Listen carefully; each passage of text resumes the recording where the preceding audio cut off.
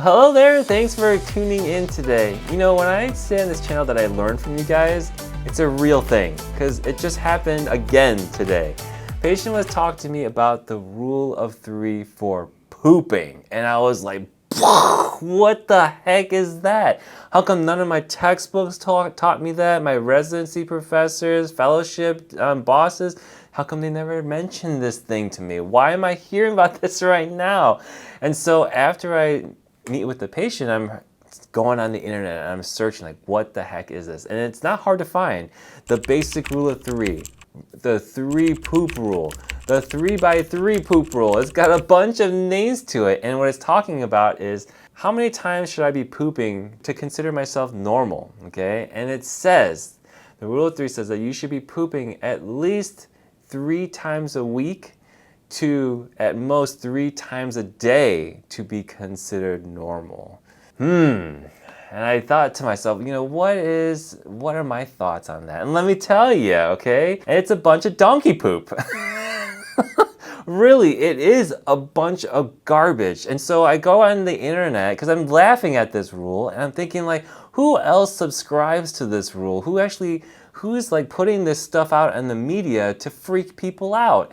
And wow, Cleveland Clinic has a page sort of devoted to it. What they said is, if you aren't pooping at least 3 times a week, you're probably constipated and you're probably gonna have hard poop. And then they go on to list a bunch of conditions that may be associated with you not pooping the right number of times a week. And it's like, oh, perfect. You know, I always harp on institutions trying to market and put people in panic. Why? So that you can pick up the phone and say, "Hi Cleveland Clinic, I saw your webpage. Oh my God, I'm worried. How do I get into C so I can give you my money or insurance dollars, okay?" Yes, I'm very cynical like that, but that's just how the world works in my opinion. And in my dark searches inside the Google corners of the earth, I came across this website called healthline.com. And they seem to have done an interesting survey. And just, you know, to put it out there, disclaimers, I don't know the legitimacy of this website. I don't know the legitimacy of their study. I don't know how they did this study. They didn't publish it. I don't even know if it's their study, but I figure let's talk about it because, you know, I don't want to just snub my nose in front of everything and say, oh, it's not proper science. It's more for a discussion to bring things out in the air, a conversation starter, if you will. And I just think some of it's hilarious to me because some of the questions that they ask, they really tried to get into people's deep, dark secrets. And I like that because we need to get this topic out in the open and talk about it like we do with our sexual function, okay? Some deep, dark, private stuff. So I have the link down below. Follow with me. I'm not going to go through everything, but let's talk about some of this stuff.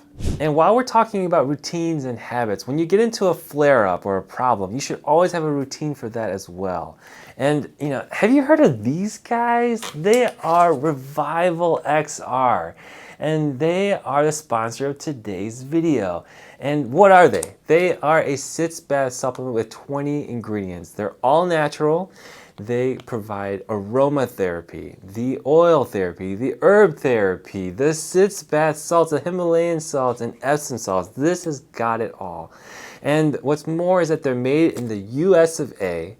They're on Amazon. They've got a coupon for you to use. The benefits just don't end. And this is what I use when I'm in my trouble phases, okay? Because I like the aromatherapy and the oils, okay? You want to decrease the inflammation and allow things to heal, let the muscles relax so things can go back into their place. This is what I recommend for you. Definitely check them out on Amazon. Go ahead and use that coupon. Thank you, Revival XR, for making that available to us. Let's get back to the video. Okay, so I've got my handy little tablet here. That's what I'm gonna be looking at as I'm talking to you. But let's look at that first one. They talk about the average American bowel habits. And the first one is the frequency, which is the main thing. We're talking about that rule of 3, right? The majority of patients, or survey takers, not patients, almost 50% say they go at least once a day, okay? And the thing here on this survey question is everybody regular, like once a day? Maybe some people, but most people, 1 to 2 2 to 3. So you see, like on their, even in their answers, they say once a day, twice a day, 3 times a day. No, no one falls into that neat individual stack here, okay? But you do see that the fewer, most like the least 5.6% go to 1 or 2 times a week, okay? Sure, that to you might sound shocking, but I have patients that go once every 2 weeks, okay? And I'll tell you, they're not dying, all right? So I don't want you to feel shocked that you only go twice a week and you feel like you are falling behind the health curve. No, you're not. For many of these people, the intestinal nerves and the movement of the muscles, they don't move things quickly. And unfortunately, you don't have the control to make things happen quicker just because you want to score in the top 50 percentile of the once a day normal people. So in my opinion, the frequency should be judged by your body's machinery and the timing of that machinery. And if your poop is soft, that is the most important thing. If your poop is hard, that needs to be fine-tuned because yes, having hard poop to poop out does some damage to your hemorrhoids and whatnot. And maybe we do need to speed things up perhaps or soften things. But the fact that you don't poop as often as some other people doesn't mean that you're unhealthy. Another thing is you can draw labs of people who poop maybe once every 2 weeks versus one who poops once a day. And I'll tell you, a lot of these labs will be exactly the same. So how can you really say that their health is dependent on how many times they poop a day? It's ridiculous. The next question in this survey is, what time of the day are people pooping? And 61.3% said that they poop in the morning. I love this question. Why? Because so many of us are obsessed with pooping first thing in the morning. Why? Because we want it to get out of the way so we can live the rest of our day out, not have to poop in a public toilet or a place, you have a nasty coworker, and you want to poop at home. Why? Because then you can also shower, also do your hygiene practices.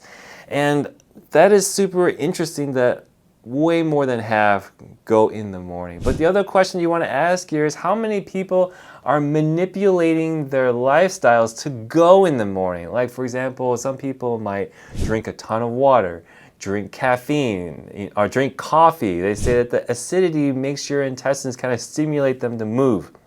How many of us are taking like prune juice or eating a bunch of prunes in the morning in order to go? And I think that will be super interesting. Like, of that 61.3 going in the morning, how many are trying to do it on purpose? Wouldn't you want to know that?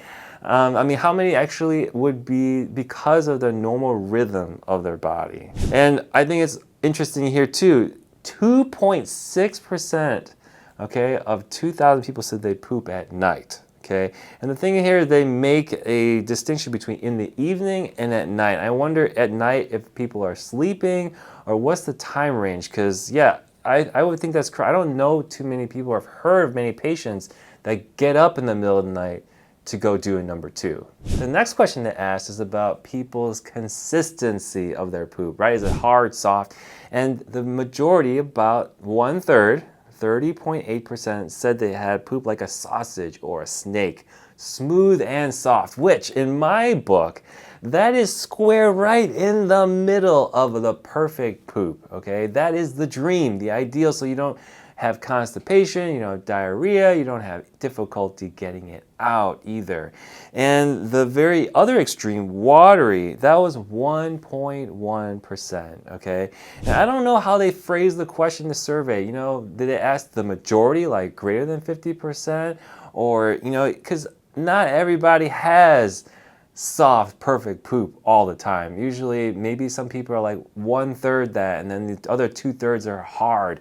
Maybe the majority is like 51% soft and then 49% dry bricks and diarrhea, right? This sounds a little bit too optimistic is what I'm saying here. I think there might be a little bit of bias. People are kind of possibly marking a number that's a little bit more optimistic than it really is. Why do I say that? Because There's a lot of people who struggle with hemorrhoids, okay? Let's be real about it, okay? At least everybody struggles with their hemorrhoids at some point in their life.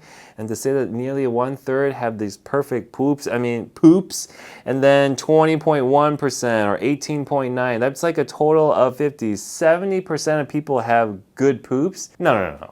Come on, give me a freaking break, you people. You know, these people are taking the survey here. Be honest with yourselves. There's no way your poops are that good all the time. Especially with the diet that we have in America. No freaking way, man.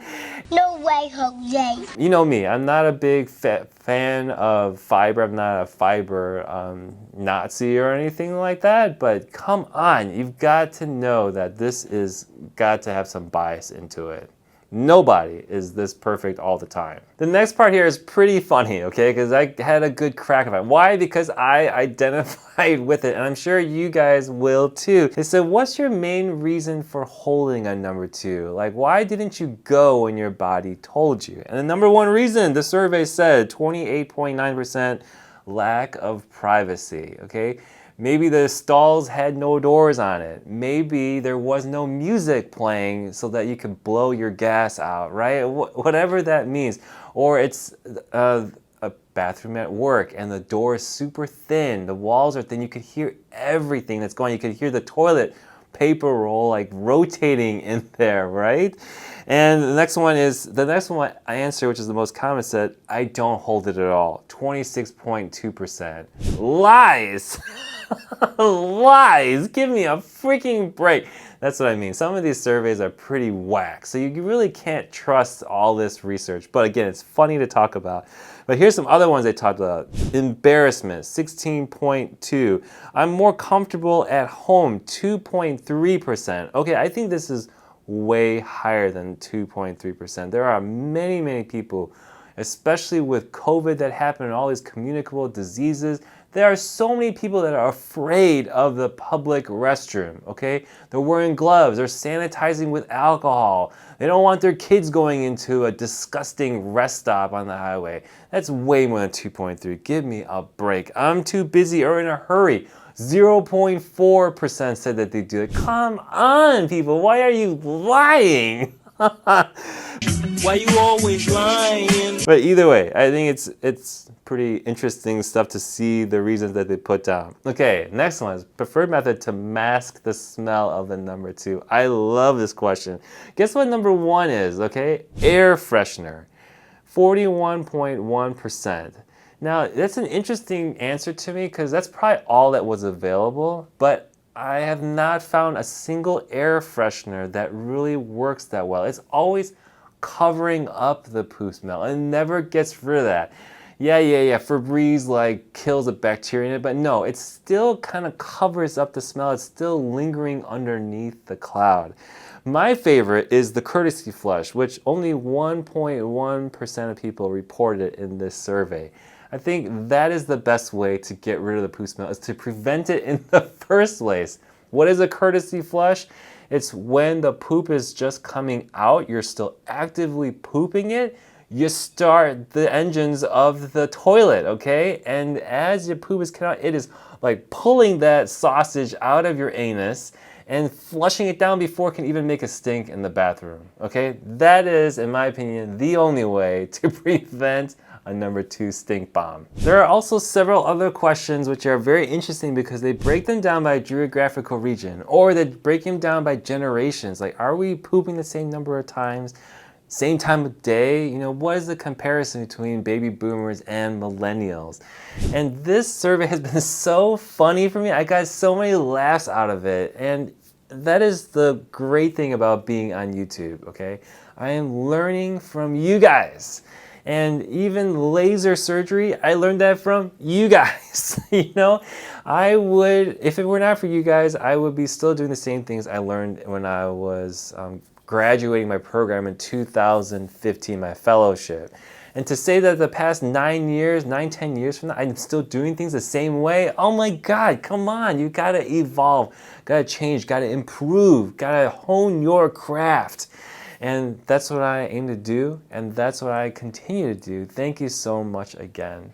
And before we go, Definitely check out Revival XR on the Amazon link down below. There is a 20% off coupon. Definitely give them a shot. These are my lifesavers when it comes into hemorrhoid, fissure, flares, because the aromatherapy, the oil, the salts, the all-natural ingredients here is what that blend is what gives it the healing power that it does. And I'm so happy to work with them, and I hope that you give them a shot in your bathtub next. Put that in your cart, and I'll see you guys on the next one. Bye-bye.